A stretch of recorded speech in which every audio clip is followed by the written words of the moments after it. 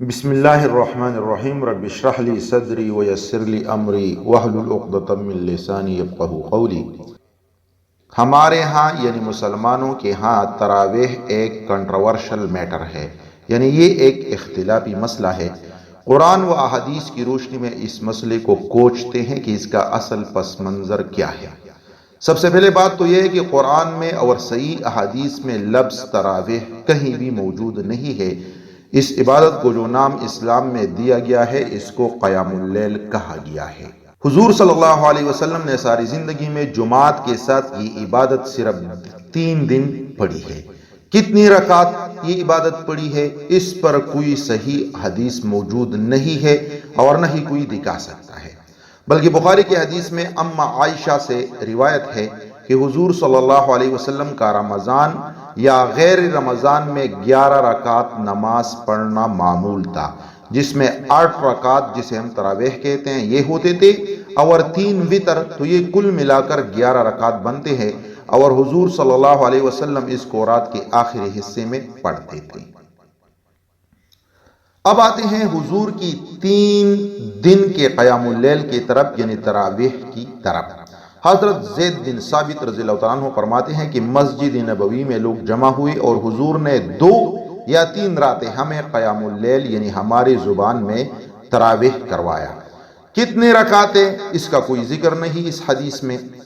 اچھا، زید بن ثابت فرماتے ہیں کہ 2 یا 3 دن کے بعد صحابہ کرام رضی اللہ عنہم اجمعین معمول کے مطابق پھر حاضر ہوئے۔ حضور نہیں نکلے حتیٰ کہ صحابہ کرام کانستے رہے، مطلب کہ حضور ہمارے کانسنے کی آواز سن لے اور اسے پتہ لگ جائے اور باہر نکل کر ہمارے تراویح کروائے، لیکن حضور صلی اللہ علیہ وسلم پھر بھی نہیں نکلے۔ پھر حضور فجر کے وقت نکلے اور صحابہ کرام سے فرمایا کہ مجھے آپ لوگوں کی موجودگی کا پتہ تھا، لیکن میں اس لیے باہر نہیں نکلا کیونکہ مجھے خدشہ ہوا کہ ایسا نہ ہو کہ اللہ کو یہ نماز اتنی پسند آئے کہ تم پر پرس کر لے اور تم لوگ پھر اس کا خیال ہی نہ رکھ سکو۔ یعنی اس کا مطلب یہ ہے کہ حضور صلی اللہ علیہ وسلم نے امت کے ساتھ شفقت کا برتاؤ کیا۔ اب یہ حدیث مزید سن لے، کیونکہ حضور صلی اللہ علیہ وسلم نے یہاں پر بس نہیں کیا، بلکہ حدیث کے الفاظ ایسے ہیں کہ حضور صلی اللہ علیہ وسلم ایک طرح سے ناراض ہوئے اور ارشاد فرمایا، جاؤ اور اپنے گھروں میں نماز پڑھو، اور مزید فرمایا، مرد کا پرس کے سوا باقی جو نفلی نمازیں ہیں ان میں سب سے افضل نماز وہ ہے جو اپنے گھر میں پڑھتا ہے۔ میری اس مسجد میں نماز پڑھنے سے بھی بہتر ہے کہ گھر میں پڑھا جائے۔ اللہ اکبر۔ یعنی نبی مہربان صلی اللہ علیہ وسلم نے ہمیں بتایا کہ نفلی نماز جو میرے پیچھے پڑھا جائے اور وہ بھی مسجد نبوی میں، اس سے بہتر وہ نماز ہے جو اپنے گھر میں پڑھا جائے۔ سبحان اللہ۔ اور یہ حدیث بخاری کی حدیث ہے۔ اب اس حدیث کو سمجھنے کی کوشش کرتے ہیں۔ اس حدیث سے کلیئر کٹ پتہ چلتا ہے کہ تراویح ایک نفلی عبادت ہے اور حضور صلی اللہ علیہ وسلم نے صرف 3 راتیں جماعت کے ساتھ اس کا اہتمام فرمایا اور پھر جماعت سے ادا کرنا ترک کیا، اور مزید یہ ترغیب دی کہ اس کو گھروں میں کرنے کا زیادہ ثواب ہے۔ اب جو لوگ کہتے ہیں کہ جس نے تراویح نہیں کی اس کا روزہ نہیں ہوتا، یہ سراسر غلط بات ہے۔ روزہ ایک فرضی عبادت ہے اور تراویح نفلی عبادت ہے۔ جس نے تراویح ادا کی بہت اچھا کام ہے اور زیادہ ثواب کا حقدار ٹھہرے گا، لیکن اگر کسی نے ادا نہیں کی یعنی بالکل اپنے گھر میں بھی نہیں پڑھی، تب بھی اس پر کوئی ملامت نہیں، البتہ قیام اللیل کے ثواب سے محروم رہے گا اور اس کے روزے پر کوئی اثر نہیں پڑے گا۔ اب ستم ظریفی یہ ہے کہ تراویح کو ہم نے جنت اور جہنم کا مسئلہ بنایا ہوا ہے۔ فرض کر لیتے ہیں ایک آدمی رمضان کے دوران دن کو مزدوری کرتا ہے، مطلب گندم کاٹتا ہے، بلاک اٹھاتا ہے، ہل چلاتا ہے وغیرہ وغیرہ، وہ بیچارہ دن کو روزہ تو رکھ لیتا ہے لیکن رات کو وہ کیسے 2-2 3-3 گھنٹے امام کے پیچھے کھڑے ہو کر تراویح پڑھ سکتا ہے؟ یعنی یہ اس کے لیے ناممکن بات ہے۔ اس سے ریلیٹڈ ایک حدیث آپ کے سامنے رکھتا ہوں، اس سے آپ کا مسئلہ حل ہو جائے گا۔ معاذ بن جبل رضی اللہ تعالیٰ عنہ عشاء کی نماز پڑھاتے تھے اپنے قوم یعنی قبیلے کو، اور وہ اس میں سورہ بقرہ کی تلاوت کرتے تھے، یعنی لمبی نماز پڑھتے تھے۔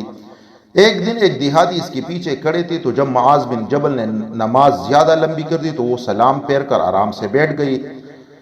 یہ ذہن میں رہے کہ یہ فرض نماز کی بات ہو رہی ہے، عشاء کی فرض نماز کی بات۔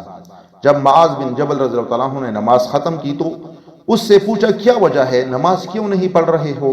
تو اس دیہاتی نے کہا آپ اتنی لمبی نماز پڑھاتے ہو ہم تھک جاتے ہیں۔ تو حضرت معاذ نے اس سے کہا کہ آپ منافق ہو گئے۔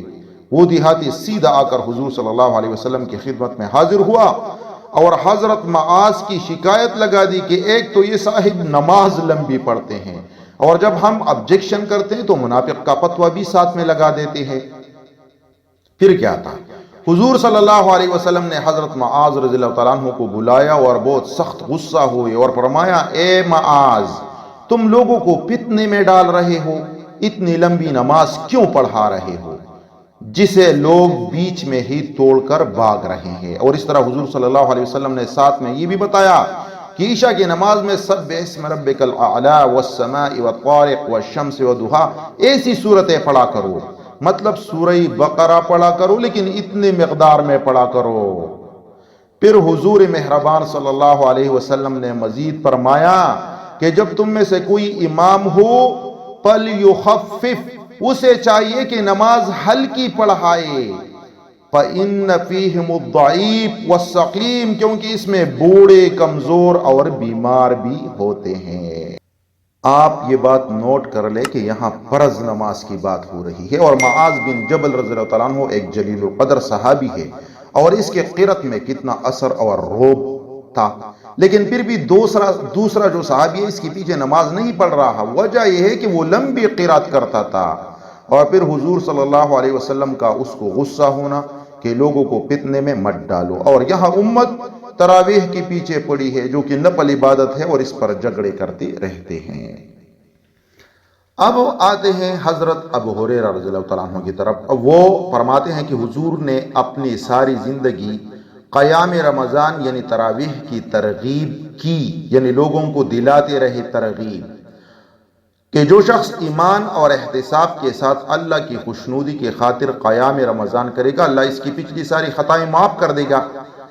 اب باقی حصہ غور سے سن لے۔ ابو ہریرہ کہتے ہیں کہ حضور صرف ترغیب دلایا کرتے تھے، فرضیت کے بارے میں حضور کچھ نہیں فرمایا کرتے تھے، حتیٰ کہ حضور صلی اللہ علیہ وسلم اس دنیا سے تشریف لے گئے۔ اب اس پوائنٹ کی طرف آتے ہیں کہ جب حضور صلی اللہ علیہ وسلم نے قیام اللیل کو گھر پر پڑھنے کی ترغیب دی ہے تو یہ لوگ مسجدوں میں کیوں پڑھتے ہیں؟ تو اس کا جواب ڈھونڈتے ہیں۔ حضور صلی اللہ علیہ وسلم کا زمانہ تو ہم نے ڈسکس کیا، اس کے بعد حضرت ابوبکر کے زمانے میں بھی یہی حال رہا، مطلب لوگ گھروں میں پڑھتے تھے اور کوئی خاص اس کا اہتمام مسجد میں نہیں ہوتا تھا۔ پھر حضرت عمر رضی اللہ تعالیٰ عنہ کے دور کی ابتدائی کچھ سال بھی یہی حال رہا اور یہ مسلم کی حدیث ہے۔ اب حالات یہاں سے ٹرن لیتے ہیں۔ عبد الرحمن بن عبد القاری رحمہ اللہ، یہ ایک تابعی ہے، وہ کہتے ہیں کہ ایک دفعہ رات کے وقت میں اور حضرت عمر گشت پر نکلے تھے تو مسجد نبوی میں دیکھا کہ صحابہ کرام ٹولیوں کی صورت میں کھڑے ہیں اور نماز یعنی تراویح پڑھ رہے ہیں، مطلب 10 ایک جگہ، 15 صحابہ کرام دوسری جگہ، اس طرح 5 صحابہ کرام تیسری جگہ۔ ایک صحابی کو امام بنا کر ان کے پیچھے کھڑے ہیں اور تراویح پڑھ رہے ہیں، یعنی 5 کا اپنا الگ ہے، 15 کا اپنا الگ ہے، 10 کا اپنا الگ امام ہے۔ اور وجہ یہ تھی کہ اکثر صحابہ کرام کو قرآن زبانی یاد نہیں تھا، تو اس لیے ایک صحابی جو قرآن کا حافظ ہوتا اس کو آگے کرتا اور اسے تراویح میں قرآن سنتے۔ تو یہ حالات دیکھ کر حضرت عمر نے کہا کہ اچھا نہ ہو کہ میں ان سارے صحابہ کو جو مختلف ٹولیوں میں تراویح پڑھتے ہیں ان کے لیے ایک امام مقرر کر دوں، اور بجائے یہ کہ یہ لوگ مختلف ٹولیوں میں نماز پڑھے ایک امام کی پیچھے سب لوگ کھڑے ہو اور نماز یعنی تراویح پڑھے۔ تو حضرت عمر رضی اللہ تعالیٰ عنہ نے حکم جاری کر دیا کہ ابی ابن کعب کے اقتداء میں تراویح پڑھ لیا کرو۔ اس طرح اس وقت سے صحابہ کرام ابی ابن کعب کی امامت میں نماز پڑھنے لگے۔ یہ حدیث ابھی ختم نہیں ہوئی۔ عبد الرحمن بن عبد القاری رحمہ اللہ فرماتے کہ چند دن بعد ہم دوبارہ گشت پر نکلے، یعنی میں اور حضرت عمر رضی اللہ تعالیٰ عنہ، تو مسجد نبوی میں دیکھا کہ سارے صحابہ ایک امام کے پیچھے یعنی ابی بن کعب کے پیچھے تراویح پڑھ رہے ہیں۔ تو جب حضرت عمر رضی اللہ تعالیٰ عنہ نے یہ دیکھا تو بہت خوش ہوئے اور فرمایا نعمت البدعۃ ھذہ، یعنی یہ ایک اچھی بدعت ہے۔ لیکن انہوں نے مزید جو کچھ کہا وہ کان کھول کر سننے والی بات ہے۔ وہ کیا بات ہے؟ تو حضرت عمر رضی اللہ تعالیٰ عنہ نے کہا اسی موقع پر کہ اس سے بہتر وہ نماز ہے جو رات کے آخری حصے میں اٹھ کر ادا کی جائے، اور یہ بخاری کی حدیث ہے۔ اب بات بن گئی، یعنی ایک امام کے پیچھے صحابہ کو جمع بھی کیا، لیکن ساتھ میں یہ بھی فرمایا کہ اس سے اچھی نماز یعنی تراویح یعنی قیام اللیل وہ ہے جو رات کے آخری حصے میں ادا کی جائے، اور یہ کہہ کر چلے گئے۔ مطلب جماعت میں خود شریک نہیں ہوئے، جس کا مطلب یہ ہے کہ حضرت عمر رضی اللہ تعالیٰ عنہ خود رات کے آخری حصے میں اپنے گھر میں قیام اللیل کرتے، اور یہ حدیث جو ہم نے ذکر کی ہے بخاری کی حدیث ہے۔ اب جو لوگ محنت مزدوری کرتے ہیں وہ لوگ کیا کریں؟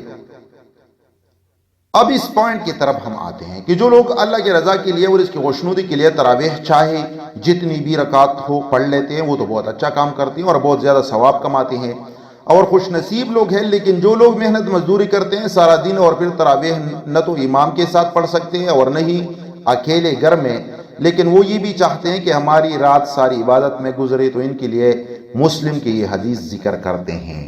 ایک تابعی فرماتے ہیں کہ حضرت عثمان بن عفان رضی اللہ عنہ مغرب کی نماز کے بعد مسجد میں تشریف لائے اور اکیلے بیٹھ گئی۔